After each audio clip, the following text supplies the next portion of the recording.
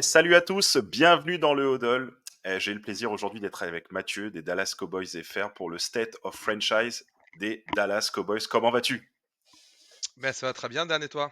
Bah écoute, on fait aller, on fait aller. Je suis bien content de parler de cette saison des Cowboys. Enfin, bien content, c'est un bien grand mot, mais ce que je veux dire, c'est que tu sais, avec Richard, ça fait partie de nos déceptions cette année. Et du coup, j'ai bien envie de repartir à la source de cette saison et de savoir un petit peu qu'est-ce qui s'est bien fait, qu'est-ce qui s'est fait. Et avant que tu commences à nous expliquer tout ça, je tiens à préciser à tout le monde que c'est l'avis de Mathieu ce qu'il va donner. Donc, vous pouvez être d'accord ou pas d'accord. Mais si vous n'êtes pas d'accord, vous commentez dans le respect sur YouTube. Mais voilà, donc c'est son point de vue et on va le respecter. Mais vous n'avez pas besoin de vous acharner si vous n'êtes pas d'accord et que vous pensez que les Cowboys ont réussi ou raté à cause de ci ou ça. Bon, t'es chaud pour qu'on parle de ton équipe favorite? Ouais, je suis chaud après une saison aussi magnifique, hein. Bah oui. On est prêt. Malheureusement, on fait pas l'épisode au mois de mars. Ça sera pour l'année prochaine, ok? On se dit ça? Avec plaisir. Bon, pour commencer un petit peu sur les Cowboys, déjà, comment ça s'est passé un petit peu cette off-season? Est-ce que la confiance, elle était de ton côté au haut niveau pour l'équipe? Est-ce que les mouvements qui ont été réalisés étaient bons? Est-ce que la stratégie qui a été mise en place était bonne? Alors comment s'est passé, l'off-season? C'est, un peu comme elle se passe, tout le temps avec les Cowboys sur les dernières années, c'est-à-dire plutôt calme en fait, plutôt calme en tout cas au niveau des recrues, mais beaucoup moins calme au niveau médiatique parce que je ne sais pas pour quelle raison, alors que normalement on annonce un peu toujours la couleur en disant: «Bon, bah, voilà, on va essayer de conserver nos joueurs», parce que nous on est une équipe qui construisons beaucoup par la draft et par le fait, de garder en fait nos bons éléments le plus possible. On n'est pas une équipe qui fait beaucoup de mouvements pendant la free agency où on va recruter des joueurs libres et en tout cas pas des joueurs très flashy. Et on opère toujours de cette façon-là, sauf que cette année, au moment un peu du Super Bowl, un petit peu avant ou après, il y a notre cher propriétaire Jerry Jones qui a dit non, non, mais là l'année prochaine, maintenant, on va être all-in. Donc on va être à fond, on va mettre tous les jetons au milieu et l'année prochaine, c'est la saison all-in. Ce qui, moi, m'a paru très bizarre parce que je voyais pas en quoi, en fait, on pouvait faire all-in. On n'avait pas spécialement les fonds monétaires en termes de salary cap pour pouvoir le faire. Et puis, voilà, c'était pas du tout dans nos habitudes. Donc moi, j'ai attendu un petit peu, j'ai dit: «On va voir ce qui se passe» et puis arrive, la free agency. Évidemment, 1er jour, il se passe rien, le deuxième jour non plus et si tu veux, tout au long, en fait, de ce processus-là, il s'est passé très, très peu de choses, hein. On va dire qu'il y a une seule recrue notable qu'on a fait pendant l'intersaison, c'est de recruter un linebacker qui s'appelle Kendricks et qui était l'ancien linebacker des Vikings, d'où venait être notre nouveau coordinateur défensif, puisque on avait Mike Zimmer, ça c'était l'un des ajouts aussi un petit peu forcé, puisque notre ancien des coordinateurs défensifs, Dan Quinn, est devenu le head coach des Commanders et qui fait d'ailleurs une saison pas mal, en tout cas au-dessus je pense, d'à peu près toutes les attentes qu'on avait pour son équipe Oui. et pour ses franchises de Washington. Donc nous, on avait recruté Mike Zimmer, qui était déjà passé par la franchise, par les Cowboys, il y a environ 25 ans. Et le seul joueur vraiment qu'on a recruté, c'est ce Kendricks. Sinon, pour le reste, il y a plutôt eu beaucoup de départs, pas de départs de joueurs, on va dire, majeurs, dans le sens où c'était pas les stars. La seule un peu star qui est partie, c'est Tyron Smith, qui était notre left tackle depuis une quinzaine d'années. Mais c'était plus, je pense, un peu par volonté aussi des Cowboys, puisque c'est un joueur qui arrivait vraiment en fin de carrière, qui avait pas mal de problèmes physiques, et même il avait fait une très bonne saison l'année dernière, c'était toujours un peu sur le fil du rasoir, il s'entraînait quasiment jamais. Et donc, je pense que le choix avait été fait en fait de le laisser partir et d'aller chercher un nouveau tackle à la draft, ce qui a été fait au premier tour. Donc sinon, par contre, il y avait pas mal de joueurs, surtout en défense, sur la ligne offensive, qui sont partis avec Dan Quinn aux Commanders, mais c'était pas les grosses stars, c'était des joueurs de rotation qui avaient un rôle, qui étaient des bons joueurs, mais pas les joueurs en fait que les gens qui ne suivent pas la franchise de Dallas au quotidien connaissent particulièrement en fait. Donc en fait une intersaison assez calme, sauf que ce discours un petit peu bizarre de Jerry Jones, bah ouais, a enflammé un peu les médias et je pense donner pas mal d'attentes aux supporters qui se sont sentis peut-être un petit peu trahis en disant mais qu'est-ce que c'est que cette histoire? On dit qu'on est all-in et on laisse partir plein de joueurs qui étaient quand même utiles l'année dernière et à la place on recrute personne. Donc voilà, c'est ce qui s'est passé pendant l'intersaison. Et puis après, il y a eu la draft. Et donc à la draft, pareil, rien de très flashy. On l'a recruté donc ce qu'on espérait, ou on espérait, ou qu'on espère toujours être le successeur de Tyron Smith au poste de left tackle avec le premier tour. Ensuite, on a recruté un defensive end plutôt run stopper au deuxième tour. Et encore ensuite un autre mec de ligne offensive, puisque on a recruté un centre, puisqu'on a aussi laissé partir notre centre titulaire l'année dernière. Et donc voilà. En fait, au final, une intersaison assez calme, jusqu'un peu au dernier jour du mois d'août, là où ça s'est un petit peu enchaîné, puisque on a d'abord re-signé CeeDee Lamb. CeeDee Lamb, Mmh. ça a été aussi un peu le feuilleton de tout l'été cette fois, et pas du printemps, puisqu'il voulait absolument un nouveau contrat. Il n'est pas venu au camp d'entraînement. Et il a signé qu'au milieu du mois d'août, donc pour un contrat en plus, globalement presque le même que Justin Jefferson, en tout cas ce qu'il voulait depuis le début. Donc on ne sait pas pourquoi, si les Cowboys étaient prêts à lui donner cette somme-là, pourquoi ils ne l'ont pas fait beaucoup plus tôt. Ouais, On l'a vu, CeeDee Lamb, il a eu un petit peu de mal aussi, mais c'est logique hein, pour quelqu'un qui n'a pas fait tout le plan d'entraînement de l'intersaison, même s'il l'a fait de son côté. Quand tu n'es pas avec l'équipe, il te faut toujours quelques matchs pour te remettre à fond. Et il n'était pas aussi efficace en début de saison qu'il l'est même maintenant, alors qu'on a pu Dak Prescott qui joue, et surtout encore moins qu'il l'était en fin de saison dernière, où il était absolument énorme. ouais. Et juste après, le jour de la première semaine, c'est Dak Prescott qui a re-signé aussi son extension, un nouveau contrat, quelque chose qu'on s'attendait depuis longtemps. On savait qu'il y avait des ramifications financières qui aurait été très compliqué si Dak était allé au bout de son contrat, qui devait s'arrêter là à la fin de cette saison-là et qui partait l'année prochaine, puisque il y aurait eu beaucoup de dead money, il y aurait eu un gros impact financier sur la franchise. Donc c'est un move qu'on attendait depuis longtemps, mais qui a aussi, encore une fois, été fait à la dernière minute. Pour quelle raison? Je sais pas. Est-ce que c'est Jerry Jones, l'équipe managériale des Cowboys qui négociait trop dur? Est-ce que c'est l'autre partie qui voulait un peu plus? Est-ce qu'ils ont trouvé un terrain d'entente? Je ne peux pas te le dire, mais Ouais. encore une fois, on voit qu'avec nos joueurs stars, c'est toujours un peu compliqué en fait. On les garde toujours, mais ça paraît toujours plus compliqué que ça ne devrait l'être, et que ça l'est dans la grande majorité des franchises. D'accord. Donc ouais, c'était pas forcément la enfin, par rapport aux attentes exprimées par le propriétaire, les mouvements qui ont été faits étaient pas ceux qui, pour toi, te paraissaient les plus judicieux pour atteindre l'objectif. Alors, c'est même pas ça, c'est même pas judicieux, c'est juste que oui, oui, il n'y avait pas de corrélation en fait entre le discours du début, mais ça veut pas dire que je trouve que c'était pas bien en fait. Moi, je voyais cette saison-là où, si tu veux, la saison dernière, je voyais arriver un peu comme une légère fin de cycle. Comme je te disais, c'était le départ de Tyron Smith. On voyait qu'on avait aussi sur une offensive l'autre joueur qui avait été une force depuis des années, Zach Martin, qui déjà l'année dernière un petit peu moins bon, et ça s'est complètement confirmé en fait cette année. Et en plus, il a eu Ouais, des problèmes de santé, il a été blessé toute la saison. Maintenant, ils l'ont shut down il y a déjà quelques matchs. Mais il y avait une sorte de fin de cycle sur certains trucs. Et moi, je voyais plutôt cette saison l'approche qui a été prise, pas trop mal en fait, de faire une semi-saison de transition, de recharger un peu la machine, d'aller chercher 2 joueurs prometteurs en ligne offensive, de leur donner, cette année pour, se développer un petit peu, et puis repartir peut-être, avec des mouvements un petit peu plus agressifs à partir de l'année prochaine. Donc, globalement, ce qui a été fait pendant l'intersaison me dérange pas trop.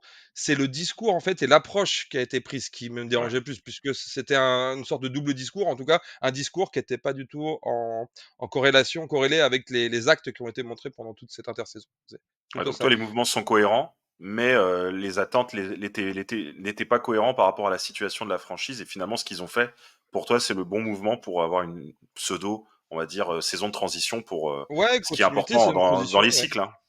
Ouais, ok. Et exactement, en fait, par exemple, mais si tu veux, quand tu entends Jerry Jones qui dit: «Ouais, nous, on va être all-in», bah, tu te dis, bah, par exemple, on va aller chercher Derrick Henry, on va essayer, toi. Bah oui. Ils ont jamais essayé, et ça a jamais été, ça leur a même, je pense, limite jamais traversé l'esprit, en fait.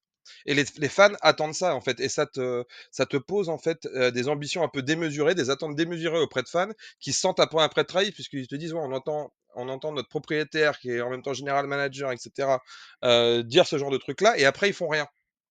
Mais s'il avait rien dit, à la limite, peux comprendre, tu peux comprendre plus facilement. Mais si tu annonces ça et que tu fais rien à côté, moi, je trouve que ça aurait été une très mauvaise idée pour nous d'aller chercher Derrick Henry. Derrière la ligne offensive qu'on a eue pendant la majorité de la saison, il aurait certainement fait un petit peu mieux que les autres running backs, mais il aurait certainement pas été aussi productif qu'il l'est actuellement aux Ravens, avec une ligne offensive meilleure et en plus, surtout, avec une autre menace à la course qui est à côté de lui, qui est Lamar, et qui permet d'ouvrir des brèches. Enfin bref, il n'aurait jamais fait la même saison aux Cowboys qu'il fait aux Ravens. Et au final, tout le monde a tapé sur le fait qu'on n'a pas été chercher de running back. Et on se rend compte depuis 5 matchs, depuis qu'on lui donne vraiment les clés du camion, puisque là, quand on enregistre, on est à la sortie de la week 15, Oui, que Rico Dodle, il fait complètement le taf en fait. ouais, Et tout à fait. voilà, depuis la week 9, c'est le deuxième running back avec le plus de yards en NFL derrière Saquon Barkley. Mais par contre, ça, c'est des erreurs qui ont été faites pendant la saison. On n'a pas voulu vraiment le mettre comme le running back numéro un. On a fait revenir Zeke, ça c'était un autre move hein, qu'on a fait revenir. Pour moi, c'est même pas un move important parce que je savais dès le départ que Oui, ça allait mener à rien en fait. c'est ça. Zeke, moi je l'aime bien, je l'adore. Zeke, il a fait d'excellentes saisons chez nous. C'est un joueur important sur les 10 dernières années aux Cowboys, mais c'est un joueur qui est cramé. Et c'était clair et net qu'il allait pas faire un retour tonitruant quoi. Ouais, je suis d'accord avec toi. Moi aussi, quand j'ai vu passer le mouvement, je me suis dit, avec les 2 saisons qu'il avait faites, à Boston, bon, on se demandait, c'était sûr que si c'était pour prendre le poste de numéro un au niveau du backfield, ouais, c'était pas le choix le plus judicieux. Et donc du coup, avant de démarrer la saison, est-ce que vous aviez, l'équipe, à 100 où il y avait des blessures? C'était quoi un peu l'état d'esprit juste avant la semaine 1? Comment était l'équipe? Juste avant la semaine 1, il y avait quelques blessures, mais c'était pas énorme. En gros, la seule blessure vraiment importante qu'il y avait, c'était sur, Darren Blount, notre cornerback l'année dernière qui avait explosé, qui avait fait, 8 ou 9 interceptions, dont 6 retournées pour touchdown, 5 ou 6. Et donc lui, il s'est blessé au pied et il a manqué, les 2 premiers mois, même, hein. 2 mois et demi, je crois qu'il est revenu en week 11. Ça doit faire 3 matchs ou 4 matchs maintenant qu'il est revenu. Mais sinon, à part ça, non, je veux pas dire de bêtises. Est-ce qu'il y avait eu une autre blessure? Il y a peut-être le mec qu'on avait pris au deuxième tour, Marchand de Niland, peut-être qu'il s'est blessé aussi un peu pendant les camps. Mais sinon, c'était globalement correct, hein. Vous étiez prêts pour la semaine 1, les grosses blessures arriveront après, Ouais, c'est on ça. en parlera après. Ils vont Mais là, arriver vite et bon, vite, là. Bah, ce que je te propose, comme on a fait 15 semaines, on va fonctionner par tranche de 5. Bon, après, on n'est pas à la semaine près, mais on va essayer de faire un peu l'horizon du début de saison. Donc, je sais plus à partir de quand que Dax se blesse, mais je crois que ça arrive très vite, hein. oh, ça arrive, Je crois ouais, qu'il se enfin passe pas si vite. un mois et demi, c'est ça? Ouais, Je crois que c'est vers octobre. ouais, c'est ça, ça doit être ça. Je pense que c'est peut-être en semaine 8 ou quelque chose dans le genre. Bon, Ouais. la saison était déjà très mal embarquée quand même, hein. Ouais, c'est ce que j'allais te dire. C'est Malgré que Prescott était pas blessé, les résultats étaient pas là. ouais, non, ça c'est clair. Et du coup, tu as eu, entre guillemets, alors une explication, le mot est un peu grand, mais tu as des choses à dire par rapport à ce début de saison, comment il a été initié? Alors, c'est simple, comme je disais, on va faire on va faire côté attaque et côté défense, parce que Ouais. je pense que c'est pas les mêmes problématiques. En attaque, globalement, on repartait plus ou moins avec les mêmes, sauf quelques changements. Nouveau left tackle, on sait que c'est un poste très important. Nouveau Mmh. centre. Et puis après, en attaque, il y avait au niveau on va dire, de la position, tout ce qui est receveur, skill player, donc il fallait changer le running back. Tony Pollard est parti et après donc il y avait, le retour de Zeke. On avait aussi Rico Dodle qui avait montré des choses assez sympas et on s'est dit: «Eh, comment ça va se passer? Comité ou pas?» Heu le ressenti dans les camps d'entraînement, c'était que Dodle, avait pris le dessus et était clairement le meilleur running back. Sauf que déjà en début de saison, c'est pas à lui qu'on a donné la balle en majorité. Il a eu un rôle, mais Mmh. il était plutôt à moitié-moitié avec, Ezekiel Elliott et on donnait même un peu la balle au petit, coureur de poche, à Deuce Vaughn. Enfin, on a essayé un peu tout un tas de trucs. On a donné des portées à notre fullback aussi. À un moment, on a été chercher aussi Dalvin Cook pour mettre sur la practice squad, même s'il jouait pas au début. Mais, voilà, on a essayé plein de choses. En tout cas, le point focal, sur le jeu à la course, ça a pas été, Dodle comme ce l'est maintenant depuis, on va dire, un petit peu plus d'un mois. Ça, c'est la première chose.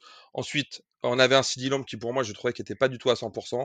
Il avait pris du poids pendant l'intersaison. C'était un peu une volonté de sa part, apparemment, pour rester un peu plus costaud, rester en meilleure santé un peu plus longtemps. C'est vrai que c'était un joueur quand même relativement frêle, mais le fait de ne pas avoir fait tout le training camp, tous les entraînements, moi je trouvais il manquait de jus, quoi. Il Ouais, n'avait pas son accélération, il n'avait pas sa vivacité en fait qu'on a vu. Et donc, ça veut dire qu'on a eu une ligne offensive qui a quand même galéré au début, qui ouvrait pas de brèche à la course, très peu, avec la majorité des coureurs qui étaient utilisés qui n'avaient pas le niveau, et en même temps un Dak qui était pas au top non plus, et surtout qui avait pas de cible.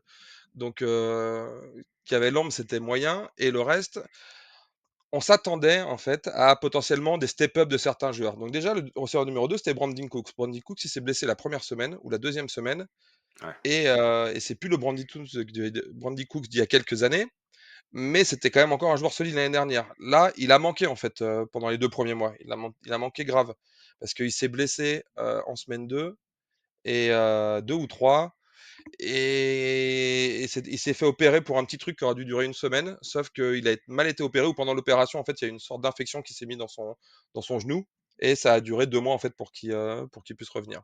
ouais, Donc il y a eu ça, et puis après, en fait, ça montre un peu tout ce que les Cowboys voulaient faire, en fait, et comment. Si on avait voulu en fait continuer sur la dynamique des dernières saisons où on faisait chaque fois 12 victoires, chaque fois on allait en playoff, il fallait en fait que des joueurs qui n'avaient pas un rôle important sur la dernière saison step up et deviennent des starters. Et donc, par exemple, en receveur, on s'attendait à ce que Tolbert il devienne intéressant. C'est un mec où sa première année il était très mauvais, mais on a vu une progression, on va dire, lente mais constante de sa part. Et là, c'est sa troisième ou quatrième saison.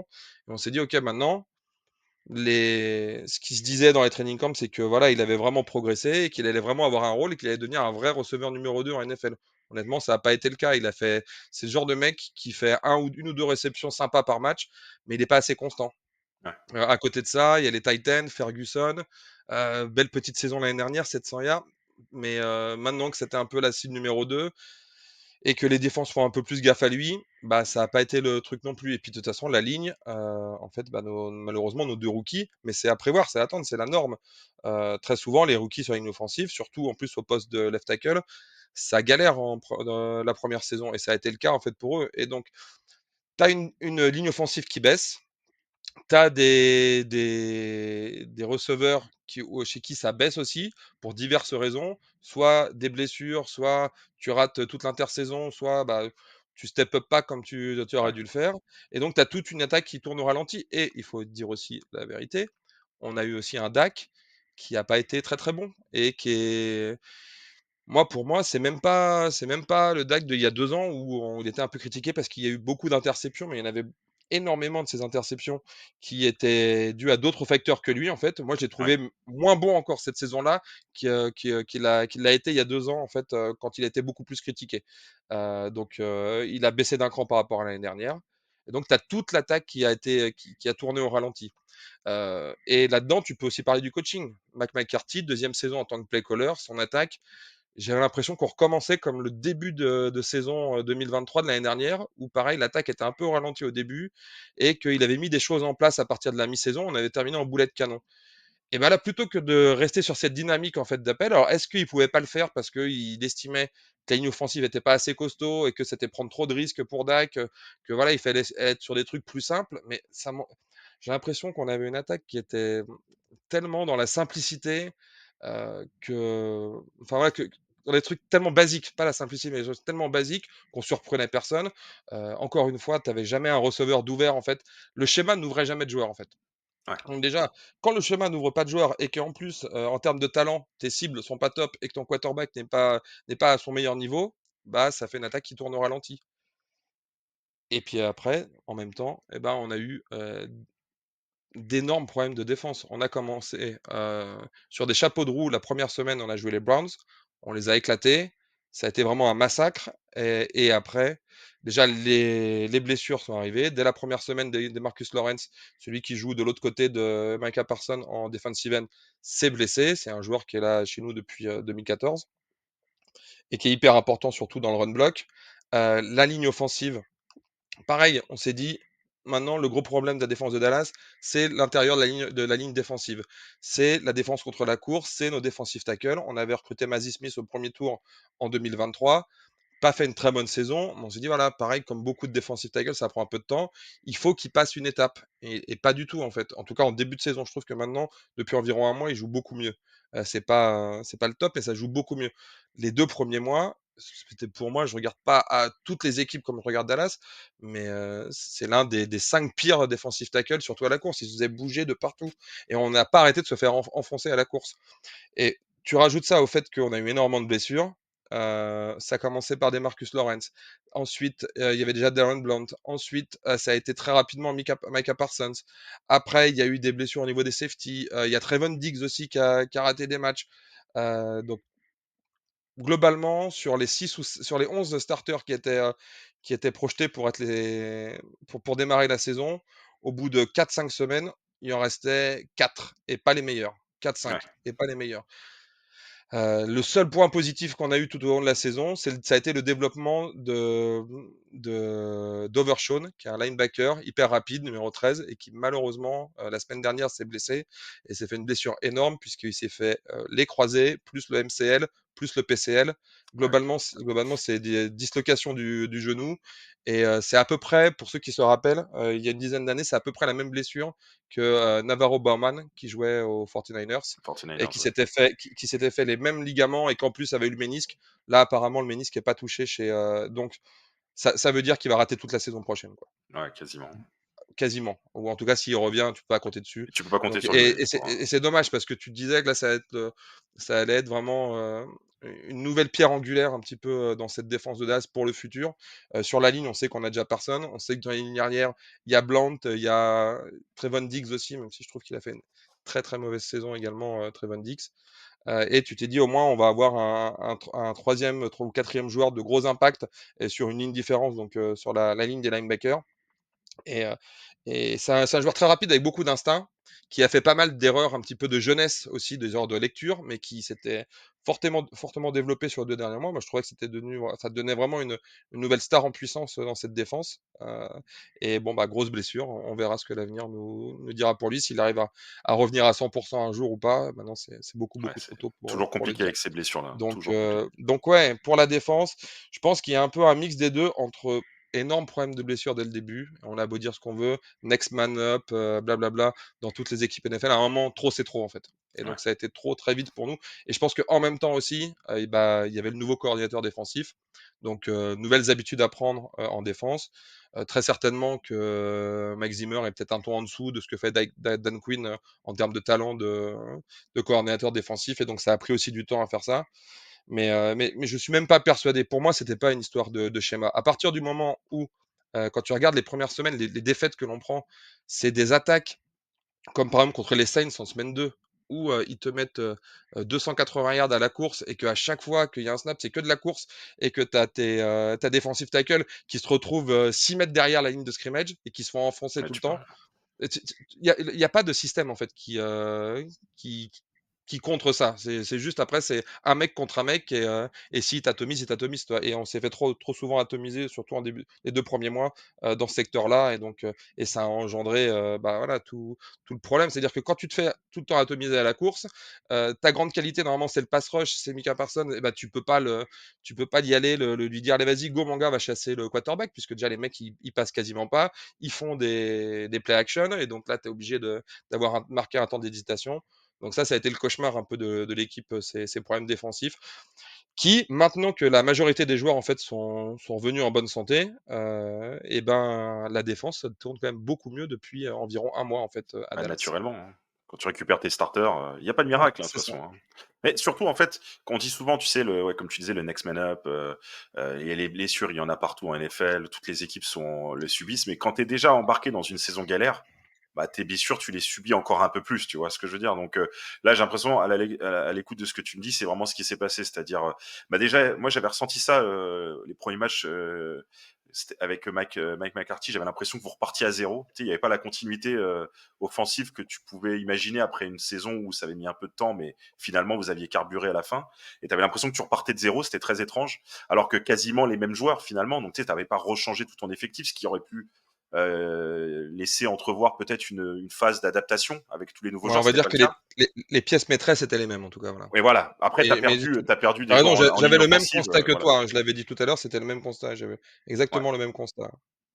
Donc, et après, en défense, bah oui, si tu perds la moitié de la moitié de ton équipe, et en plus, tu as un nouveau coordinateur où tu sais généralement que ça nécessite quelques matchs avant que ça prenne en place.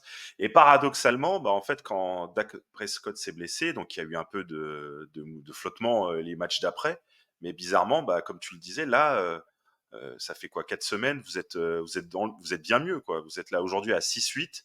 Alors, bien évidemment, comme tu le disais en début de saison, toi, tu t'attendais pas à ce que vous soyez encore à 12 victoires comme les dernières saisons. Mais en fait, tu te dis, bah ouais, peut-être une ou deux défaites en moins, bah tu vois, tu remontais, t'étais peut-être aller à 8-6 ou à 7-7, la saison est différente. Ouais, tout à fait. Moi, avant la saison, je nous voyais, un peu galérer et je veux dire, bon voilà, mais malgré tout avec, le talent qu'on avait quand même, au sein de l'effectif, je voyais tout à fait plausible en fait de faire une saison un petit peu en dessous des années d'avant, aux alentours de entre 9 et 10 victoires. 10 victoires, c'était plutôt ce que je voyais, 17 et donc et de se qualifier un peu en wild card. Moi, j'ai fait des émissions par exemple où j'ai parlé avec, d'autres comptes en fait, les comptes français qui s'occupent des Eagles et cetera. Moi, clairement, je les voyais gagner la division donc je suis pas surpris en fait par ça. Ouais. Je suis On a sous-performé, il y a des raisons qui l'expliquent. Et puis, comme tu dis, en fait, on est à 6-8 aujourd'hui, alors qu'on a plus notre quarterback titulaire depuis, maintenant 4 matchs ou 5 matchs. Mais, en défense, on montre que, on est toujours, en fait, capable de faire des trucs, sympas. On a joué contre Joe Burrow, on a souffert, c'est clair. Mais, on a pris peut-être moins cher que d'autres équipes. Si on Ouais. n'avait pas fait cette grosse erreur, en fait, sur le retour de punt, là, on bloque un punt et et on perd la balle sur un punt qu'on bloque, donc c'est quand même énorme. Il y avait de fortes chances, en fait, qu'on gagne ce match. Aujourd'hui, on sera à 7-7. Ça n'aurait pas été infamant, en fait, sachant Non. tous les obstacles, auxquels on a dû faire face pendant la saison. Ouais, donc c'est finalement, on est tous un peu déçus de la saison des Cowboys, mais finalement, bah, tu sais déjà, tu sais pas, ça se trouve, vous allez finir 9-8. Hein, ça suffit, tu faites 3 upsets en fin de saison sur 3 équipes qui devraient aller en playoff, et 9-8, c'est pas si mal. Ça sera un peu court, je pense, pour être meilleur troisième. Et encore, elle est pas la division, la conférence est pas si impressionnante que ça, donc tu peux, pourquoi pas prendre un spot de meilleur troisième. J'ai pas regardé dans le détail, mais peut-être que À 9-8, mathématiquement, je pense que plus, c'est non, enfin, c'est c'est impossible. mathématiquement, c'est possible, mais ça va être très difficile parce que globalement, tu as les 2 équipes de la NFC Nord, enfin les 3 équipes de la NFC Nord, donc il y en a 2 qui vont aller en wildcard puisque tu as les Packers et les Lions et les Ouais, Vikings qui ont genre, 3 défaites, maximum chacun, je crois qu'on est ouais, à ouais, ça. c'est Il y a aucune des des gros. équipes qui a plus de 3 défaites, donc forcément il y a 2 wildcards qui sont dédiés à ces équipes-là et après la dernière, ça va être en gros entre les Commanders et une équipe, je pense, de la NFC West et il y en a une qui va bien réussir à finir à 10 Mhm. victoires, dans Ouais. l'affaire, je pense donc Je disais ça dans le sens. et même à 9, je pense qu'on n'a pas les tie-breakers, mais de toute façon, il faut pas s'enflammer, c'est sûr que parce qu'en plus, je pense que quand les gens vont écouter ça, la saison elle sera finie donc on je Il vaut je vais mieux pas pas me qu'on rendre se. ridicule en parlant de scénario de play-off, Non, non, non. Mais à de ce toute moment-là, façon, alors qu'il y a 0 j'y crois pas du tout et il y a 0 chance que ça arrive, hein. il vaut mieux pas d'ailleurs, parce que ça conforterait la saison de Oui, c'est transition, et ça permettrait peut-être une remise en question peut-être nécessaire pour repartir pour encore quelques saisons où vous allez bah, essayer de gagner la division. Bah justement, là, tu as fait un peu le portrait de la saison. Toi, tu vois comment la saison prochaine? Qu'est-ce que tu te mets à la place du GM, tu fais quoi? Bah, à la place du GM slash alors proprio. c'est Alors, c'est très difficile déjà de se projeter puisque, il faut savoir que Mike McCarthy est dans sa dernière année de contrat. Ah oui, déjà. Puisqu'on est, l'une des seules, si c'était la seule, franchise qui à chaque fois laisse aller qui souvent laisse aller ses coachs au bout de leur contrat. Ah moi, ça n'arrive pas. En fait, soit tu vires ton mec, soit tu le prolonges en fait, avant au moins sa dernière saison et souvent, c'est quand il reste 2 années de contrat que les prolongations arrivent. Nous, ça fait 2 fois de suite, une fois avec Jason Garrett et maintenant avec McCarthy, qu'on laisse les head coachs aller au bout de leur contrat. S Bon, il y en a qui disent que c'est pas bon pour l'équipe parce que ça sape un peu l'autorité du coach parce qu'on ne sait pas s'il sera là l'année d'après ou pas. Moi, je suis pas trop, je trouve ça un peu j'aime pas trop cet argument. Je trouve qu'il n'a pas trop de sens puisque de toute façon, peu importe si le coach il arrive au bout de son contrat ou qu'il a encore 2 années derrière, heu, tu peux très bien le virer aussi en fait Donc rien donc cet argument-là de ouais, vu qu'il a plus de contrat l'année prochaine, on ne sait pas s'il sera là et il a pas de légitimité auprès de ses joueurs, ça je donne pas beaucoup de crédit à cet argument-là. Mais par contre, c'est quand même un truc, ça montre encore une incertitude supplémentaire. Est-ce que McCarthy sera encore là? Tu m'aurais posé la question il y a, 1 mois, je te répondais, quasiment sûr, aller à 98 que non. Ouais, Aujourd'hui, je suis voilà, comme on vient d'en parler pendant environ un quart d'heure, les difficultés en fait qu'ont dû surmonter l'équipe pendant cette saison et voir que au moins l'équipe se bat, l'équipe arrive à aller chercher des victoires euh, contre certaines équipes qui sont pas spécialement dégueu. Voilà, on a failli battre les Bengals, ce genre de truc-là. On a été battre les Commanders chez eux alors qu'ils font une très bonne saison. Fait que voilà, en fonction de comment ça se termine sur les derniers matchs, on pourrait repartir avec lui. J'ai pas vraiment d'avis. Perso, je trouve que Mike McCarthy, c'est un bon coach qui a fait quand même ses preuves depuis une vingtaine d'années en NFL. Malgré tout, je suis pas sûr que ce soit il fasse partie, tu vois, du des 25 des meilleurs coachs, tu vois? ouais, Quand je dis c'est un bon coach dans la moyenne. C'est pas le top du coaching, en 2024, et pour 2025, en NFL. Moi, si je devais choisir, j'irais choisir par exemple, le coordinateur offensif des Lions des maintenant. Lions, ouais, bien sûr. Voilà. Moi, c'est mais apparemment, de ce qu'on entend, c'est pas ce que veut faire Jerry Jones apparemment, encore une fois, il ne souhaite absolument pas confier le poste de head coach, des Cowboys à un entraîneur qui n'a jamais été head coach avant et qui a aussi peu d'expérience, en fait, dans le domaine. Donc, voilà. Donc là, Voilà où pour on toi, en est. Et sinon les autres alternatives, je sais pas trop ce que ça peut être. Donc on parlait évidemment beaucoup de Belichick maintenant qu'il a signé ou qu'il va signer ouais, c'est dans signé. une université, si c'est fait. Donc ça, on enlève, c'est très bien, je pense, parce que à mon avis, ça aurait été une très mauvaise idée. Mais ça pourrait être un Mike Vrabel, par exemple, Mm. tu Ouais, qui vois. attend. Mais pareil, moi ça m'enchaîne pas. Je trouve que c'est pas pareil, c'est pas un mauvais coach, mais déjà coach. Coach comment à orientation défensive en head coach. J'aime pas ça. Je trouve que globalement, c'est des coachs qui sont souvent frileux en fait. Tu sais, dans l'ère des analytics, etc., où tu dois être, tu dois prendre des décisions, on va dire, un petit peu ballsy, comme tu peux le voir chez les Lions ou Ouais, dans d'autres franchises, où il faut y aller un petit peu plus sur les quatrièmes tentatives, ce genre de trucs-là. J'ai toujours l'impression que les coachs défensifs, en fait, ils ont toujours ce petit truc dans la tête qui se dit non, non, mais t'inquiète, nous on va punter et c'est ma défense qui va me sauver. Sauf que ça marche plus du tout comme ça en NFL. ouais. Et donc, j'aimerais pas trop avoir un. Globalement, je veux pas un coach à vocation défensive en fait. Donc, mais après, sur le marché, coach qui en même temps a de l'expérience et à vocation offensive et voilà et dispo. Il y en a pas des masses, tu vois? Donc l'air J'en de ai rien, un, mais j'en ai un pour la blague. ouais, Ouais, que ça fait longtemps qu'il a pas coaché et il a eu quelques années à New York, Adam Gase. Mais non, non, je bah, oui, bien sûr, c'est bien juste pour sûr. te voir la prochaine épisode, faire un état de la franchise et tu nous dis: «Mais pourquoi ils ont signé cette truffe?» Non, voilà, je commence un peu à éventuellement, peut-être me résoudre à revoir peut-être, McCarthy. On verra, voilà. En tout cas, on peut pas prévoir l'avenir et aujourd'hui, là, on est mi-décembre, je sais pas, j'ai aucune idée de qui sera le coach des Cowboys l'année prochaine. Bon, je sais pas si quand je vais recevoir les autres équipes, tout le monde aura ce bilan, sur une équipe qui ira pas en playoff, mais finalement, bah, tu pas trop de déception puisque t'as pas trop de surprises par rapport à ce qui s'est passé. Si ça peut être un peu les mots de la fin, c'est ça, c'est-à-dire, bah, voilà, vous avez subi un peu la saison à cause des blessures et peut-être de mauvais choix stratégiques en début de saison et ensuite, bah, effectivement, l'équipe est à peu près là où tu l'attendais. Alors bon, quelques victoires en moins peut-être, Ouais, un mais peu un peu en pas si mal. dessous, alors je suis quand même déçu de pas avoir vu de joueurs vraiment Ouais, éclore comme je disais. Je suis quand même déçu, de la saison de nos 2 rookies sur la ligne offensive. On le voit là depuis, là en ce moment ils sont blessés. On a vu Zach Martin est blessé. La ligne offensive marche beaucoup mieux par exemple maintenant qu'il y a plus Zach Martin, maintenant que Tyler Guyton, pour cause de blessure, ils l'ont plutôt mis sur le banc parce que même si hier il a dû jouer par la force des choses, hier c'était le match contre les Panthers, hein, pour ceux qui nous écouteront dans quelques semaines. Mais sinon, il était plus titulaire et on voit que la ligne marche beaucoup mieux. En sont pour preuve les performances de Rico Dodds, hein. On le sait, en NFL, pour qu'un running back, avance, fasse des yards, dans l'immense majorité des cas, faut que sa ligne, elle performe. Donc déjà, moi, je suis content de voir que la ligne va mieux, mais pas avec vraiment nos rookies. Donc, ça, c'est les déceptions, elles sont là-dessus. En fait, c'est le manque d'évolution de certains joueurs qui devaient prendre la relève, qu'ils soient des rookies ou alors des joueurs de deuxième ou troisième année. Il y a quasiment personne qui a fait ce bond en avant, qui a comment enjambé les marches deux par deux.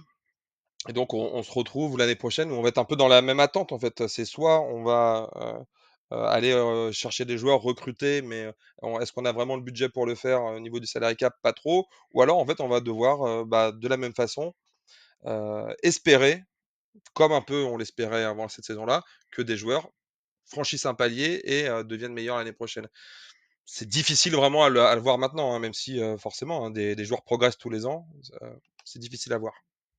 Ouais, bon, bah, effectivement, ça, c'est vrai que c'est toujours un peu difficile quand tu es dans une saison un peu moyenne où, tu aucun joueur qui sort, qui a fait une progression suffisante, pour te dire: «Bon, bah, l'année prochaine, on va s'appuyer sur lui». Ouais, c'est vrai que c'est un peu difficile.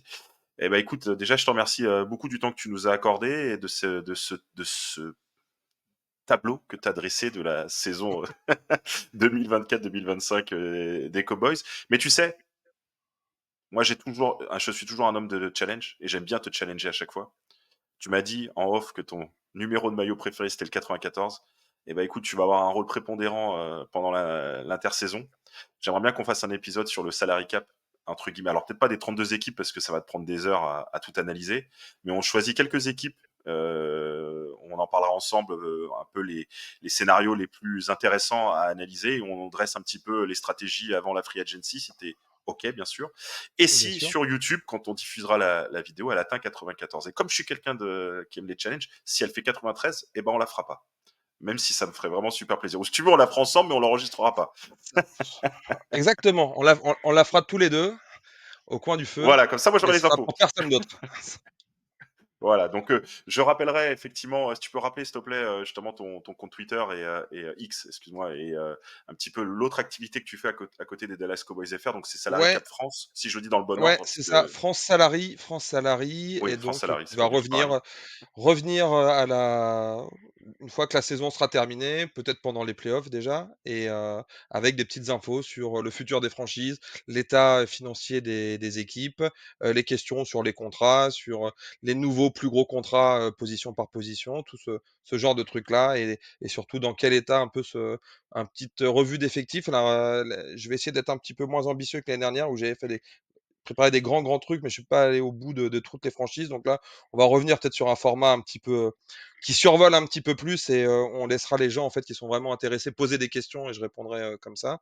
Mais voilà, de faire un petit peu un état des lieux des 32 équipes sur qui a beaucoup de cap, qui a pas beaucoup de cap, qui peut libérer des joueurs, quels joueurs il faut s'attendre à ce qu'ils soient libérés par leur franchise, pour quelles raisons.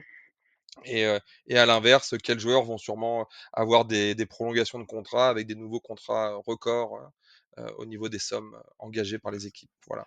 Ça, c'est clair. Bah, écoute, j'espère qu'on fera les 94. On en a fait plus de 200 dans une vidéo, donc j'espère qu'on en fera 94 aisément ensemble. Et je pense que ça sera assez sympa pour initier ce début de off-season. Et ben écoute, je te remercie beaucoup du temps que tu nous as accordé. Et donc, je répète à tout le monde, n'hésitez pas à commenter, et dans le respect, bien évidemment, un petit peu sur cette saison des Cowboys. Et de rappeler, effectivement, si vous voulez faire ça avec d'autres équipes, je suis preneur. En tout cas, pour les Cowboys, on l'aura fait avec un Français, et ça, je suis assez content. On aura bientôt un épisode avec le fan de l'année 2022 des Broncos. Donc ça sera assez sympa de le faire. Il va falloir que je retravaille mon accent. Je sais que toi, tu te moques souvent de mon accent. Je te remercie encore. Euh, en anglais, on fera ce qu'on peut. Écoute, je te souhaite une bonne fin de saison. Il reste 3 matchs. Au moins, le plaisir de gagner au moins les 2 matchs face aux 2 équipes de division, ce sera peut-être un petit plaisir que tu pourras avoir un petit bonbon pour la fin de saison, même si j'imagine tu aurais préféré les playoffs. Et je vous te dis à bientôt, n'hésitez pas à vous abonner. On prend ce qu'on Ouais, peut. on prend ce qu'on Ciao, merci Dan, à très Salut, bientôt. merci à toi. Abonnez-vous, mettez un petit like et allez suivre le compte Dallas Cowboys FR. Si vous n'avez pas d'équipe en NFL, bah, allez suivre un petit peu l'activité des Cowboys. Et sinon, France Salary Cap pour un petit peu les maths autour des contrats NFL. Et salut à tous. Ciao, ciao.